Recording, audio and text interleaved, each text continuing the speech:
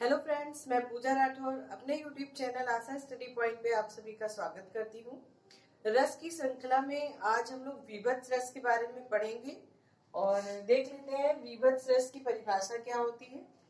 इससे पहले करुण रस पे हम चर्चा कर चुके हैं और भी रस हम पढ़ा चुके हैं। आज हम लोग विभत्स रस देखेंगे। देखिए, विभत्स जिसका स्थायी भाव जुगुप्सा या घृणा होता है। घृणा यहाँ पर नफरत वाली घृणा नहीं है, ये घृणा है मन को घृणित कर जाने वाली, मतलब कि मन गंदा हो जाना। ठीक, विभत्स यानी जैसे आप रोड पे जा रहे थे, कोई ऐसा एक्सीडेंट हुआ जिससे उसकी आते पसली बाहर आ गई, तो आप क्या करते हैं? अचानक से उसको देखेंगे और अरे इतना गंदा एक्सीडेंट हुआ, उसका सारा जो है अंदर की आते पसली बाहर आ गई। उस समय जो घृणा यानी जो जुगुप्सा आपके मन में उत्पन्न होती है, वही है विभत्स रस का कारण। ठीक है, तो देखें, जब किसी घृणित व्यक्ति, वस्तु अथवा दृश्य को देखकर, मान लीजिए रोड के किनारे आप कहीं जा रहे होते सॉरी दूर जगह, तो कोई जानवर पड़ा हुआ होता है, मरा हुआ। ठीक, तो वैसे तो जब मर जाता है तो थोड़ी सी दुर्गंध, और मरा पड़ा है तो देख के अजीब सा लगता ही है, लेकिन उसमें उद्दीपन का कार्य क्या करता है? अगर उसको कोई कौवे या गिद्ध या कुत्ते नोच रहे हो उसके मांस को, और आप वहां से निकल रहे हो, बड़ी दुर्गंध आती है, तो क्या करते हैं? नाक मुंह बंद करने लग जाते हैं। ठीक, यही सारी चीजें रस रूप में स्थायी भाव जुगुप्सा को जन्म देती हैं, रस रूप में परिणित होती हैं, तो विभत्स रस कहलाती हैं, जिसका स्थायी भाव जुगुप्सा या घृणा होता है। तो जब किसी घृणित व्यक्ति, वस्तु अथवा दृश्य को देखकर या सुनकर उत्पन्न होने वाली घृणा का भाव विभाव, अनुभाव और संचारी भावों से युक्त हो, रस रूप में परिणत हो जाता है, तो वहां पर विभत्स रस की निष्पत्ति होती है। यहाँ पर देख लेते हैं इसका स्थायी भाव जुगुप्सा या घृणा दोनों होते हैं। एग्जाम में आपको या तो जुगुप्सा देगा या घृणा देगा, दोनों एक साथ नहीं देगा कभी भी। आलंबन विभाव देखें, दुर्गंध में मांस, आलंबन विभाव दुर्गंध में मांस, रक्त, अस्थि या घृणित वस्तु।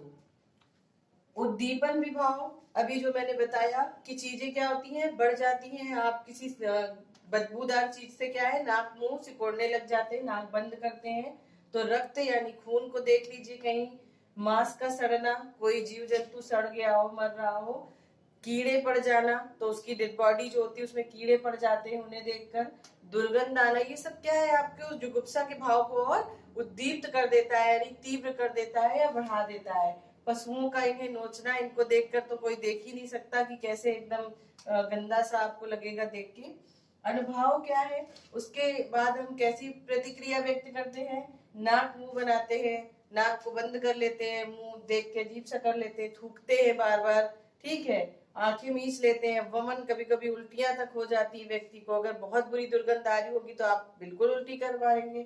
संचारी भाव विषाद, ग्लानि, वैवर्ण। वैवर्ण क्या था? रंग का फीका पड़ जाना। जैसे किसी का अपना है, यदि वो मर जाता है, शमशान में उसकी लाश पड़ी होगी, तो वैवर्ण तो होगा ही व्यक्ति के साथ। व्याधि, बहुत परेशानियां होती हैं, और अकस्मात मूर्छा भी आ जाती है। इसका एक उदाहरण देख लेते हैं। कहूं धूम उठत है, बरत कतहु है चिता।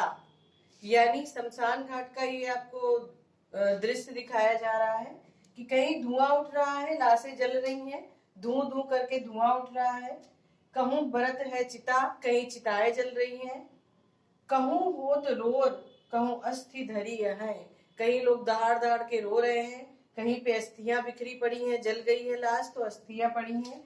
कहूं हाड़ परो, हाड़ अंदर की जो अस्थि पंजर होते हैं उन्हें कहा जाता है। जरव अज्जरो मांस, कहीं पे आधी लाश जल गई है, आधी गिर रही है जल जल के।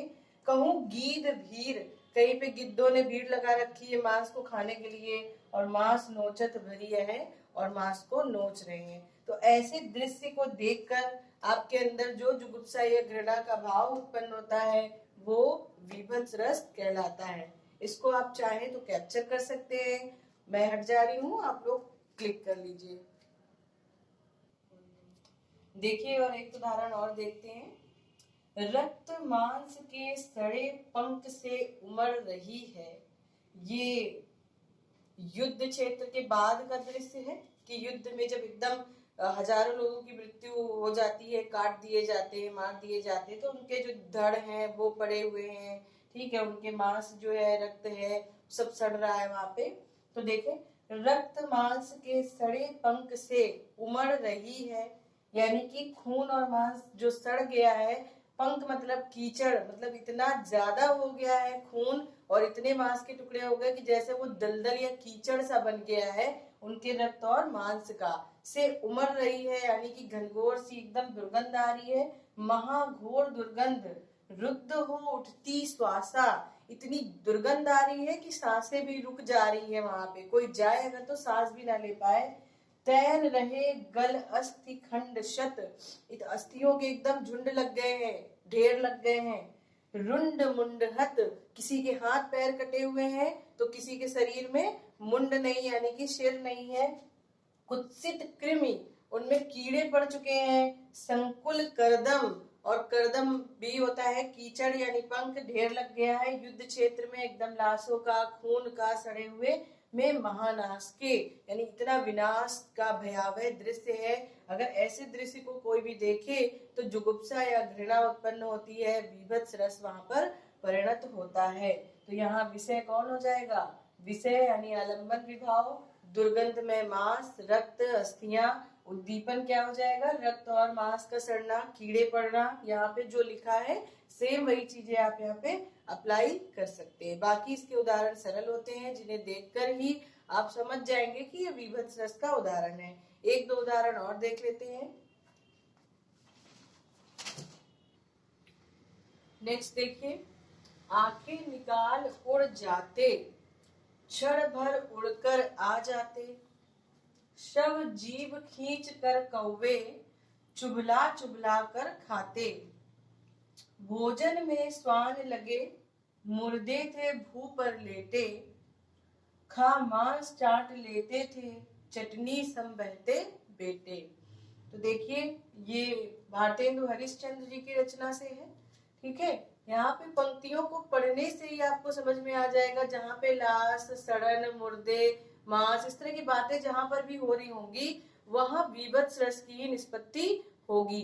तो देखिए, आंखें निकाल उड़ जाते, यानी जो गीद और कौवे हैं वो लाशों से आंखें तक नोच के क्या है, उड़ जा रहे थे और क्षण भर में फिर से आ जा रहे थे खाने के लिए।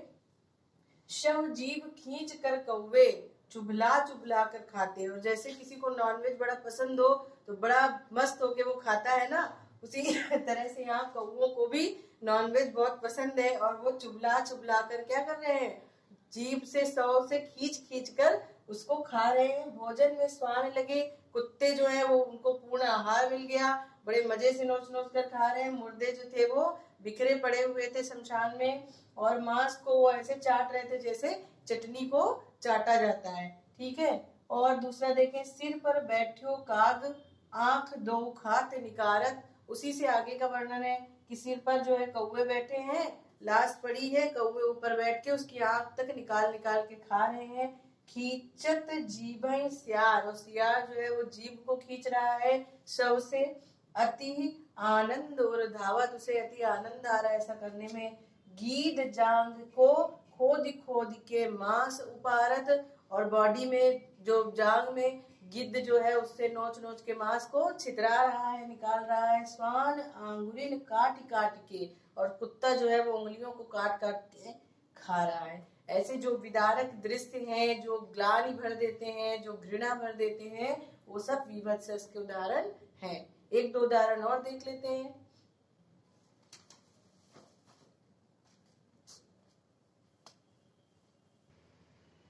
चलिए देखते हैं एक अन्य उदाहरण विभत्स रस का। ये थोड़ा अलग है, यहाँ पे मांस और इनकी बात नहीं बल्कि रक्त की बात की गई है। भवानी प्रसाद मिश्र की रामदास कविता से, जहाँ पे एक सामान्य नागरिक जो था, एक व्यक्ति था, उसको जो गुंडा या ऐसे वर्ग के लोगों ने जो हत्या करने की धमकी दी थी, और हत्या का दृश्य यहाँ दिखाया गया है। देख लेते हैं। निकल गली से तब हत्यारा आया, उसने नाम पुकारा, यानी एक सार्वजनिक स्थल पे गली से एक हत्यारा आता है और उस व्यक्ति का नाम पुकार के उसे बुलाता है। हाथों तौल कर चाकू मारा और उसे चाकू घोंप देता है। छूटा लोहू का फवारा, जिसके चाकू लगने से खून के फवारे से निकलने लगते हैं। कहा नहीं था उसने आखिर हत्या होगी, उसने कहा ही था कि आखिरकार मैं हत्या करूंगा। तो यहाँ फवारे, छूटना खून के, ये सब भी देख के आपके मन में जुगुप्सा का या बीभत्स रस की निष्पत्ति होती है। तो इस तरह के उदाहरण भी आपके एग्जाम में पूछे जा सकते हैं। यहाँ देखिए तुलसीदास जी ने लंका कांड में जो है विभत्स रस का प्रयोग किया है कि मेघनाथ जो था वो वानर सेना को डराने के लिए कथि विष्टा पूत रुधिर कचहाड़ा बरपई कबहु उपल बहु छाड़ा, कभी वो खून फेंकता था, कभी जो है बाल फेंकता था, कभी हड्डियों की बौछार करता था और कभी कभी पत्थरों की बौछार करता था। किसको? वानर सेना को भ्रमित करने के लिए। तो तुलसीदास जी ने लंका कांड में भी वीभत्स रस को मतलब वर्णन किया है। अच्छा, वीभत्स रस जो है आपका, ये भयानक, रौद्र और करुण रस से समर्थित है। ये साथ देता है उनका, क्योंकि कुछ कुछ चीजें वहां से मिलती जुलती सी होती हैं, लेकिन आप कंफ्यूज ना होइए, इसमें सीधा सीधा जो है मांस, रक्त और लाशों की बात की जाती है, तो इसे आप आसानी से पहचान लेंगे। वैसे मैंने कोशिश की है कि ज्यादा से ज्यादा एग्जाम्पल आपको कराए जाए और नोट्स बना लीजिए अच्छे से, और यही कोशिश रहेगी मेरी कि आपको एग्जाम में पढ़ाया हुआ कंटेंट मिले।